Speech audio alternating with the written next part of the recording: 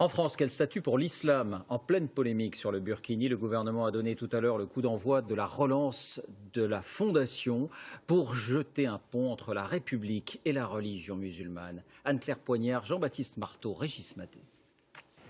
Comment promouvoir un islam de France face au radicalisme? Devant les représentants de la communauté musulmane, le ministre de l'Intérieur met en avant une nouvelle fondation et lui attribue un rôle clé. La France est en guerre contre le terrorisme. Elle est en guerre contre un ennemi qui cherche à la diviser, à dresser les Français les uns contre les autres. Nous ne devons pas tomber dans ce piège mortel. Nous devons rappeler que la République a vocation à prendre dans ses bras tous ses enfants, quelles que soient leurs origines et leur confession.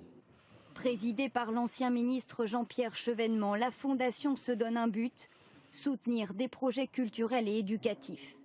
Thèse d'islamologie, bourse universitaire, programme d'études.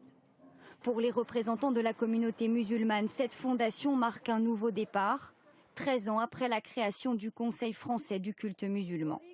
Une étape historique dans la construction de l'islam de France, et nous avons confirmé à Monsieur le ministre notre disposition, notre soutien et notre engagement pour la réussite de cette étape historique.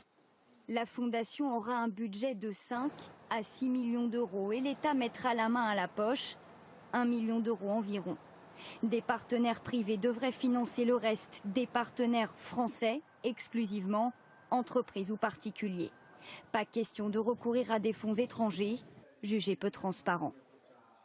Et on va un peu plus loin avec vous, Jeff Wittenberg. Bonsoir. Pour comprendre pourquoi il est si compliqué d'organiser un islam de France. D'abord, pourquoi est-ce si difficile de faire émerger des autorités musulmanes incontestables? Eh bien, pour une raison assez simple, David, c'est que dans l'islam sunnite, il n'y a pas de clergé, pas de hiérarchie des autorités religieuses, comme on connaît par exemple dans la religion catholique avec les évêques, les archevêques, le pape. Même si les personnalités ont un statut particulier, comme le roi du Maroc par exemple, qui est le commandeur des croyants, ou l'imam de la mosquée Al-Azhar au Caire, Mohamed El Tayeb, qui est considéré comme la plus haute autorité musulmane d'Égypte, mais pas de France. On ne sait pas très bien du coup comment sont nommés les imams. Ce sont les communautés qui désignent en général celui qu'elles considèrent en leur sein comme le plus qualifié, le plus érudit, ou bien alors des fidèles qui s'autoproclament imams. Il n'y a pas de diplôme requis, c'est pourquoi de nombreux imams viennent de l'étranger au nez à la barbe des autorités françaises. Alors pourquoi justement l'État ne peut-il pas s'imposer et financer lui-même la construction de mosquées ou la formation des imams? À cause d'une loi qui date de plus d'un siècle, David, la loi de 1905, qui a instauré, vous le savez, la séparation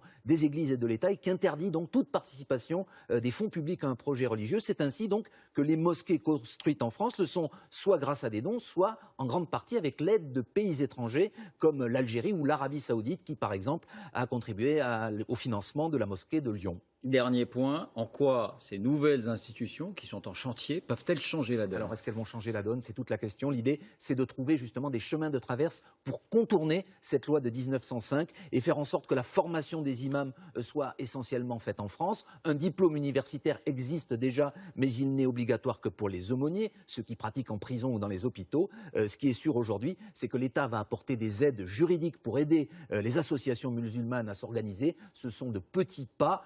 L'État et l'entourage de Bernard Cazeneuve reconnaissent que le chantier va être très long. Merci Jeff. Un mot par ailleurs de la polémique sur le burkini. 4 nouvelles communes qui ont maintenu les arrêtés d'interdiction depuis vendredi, depuis l'arrêt du Conseil d'État, viennent d'être assignées à leur tour en justice par le Comité contre l'islamophobie. La politique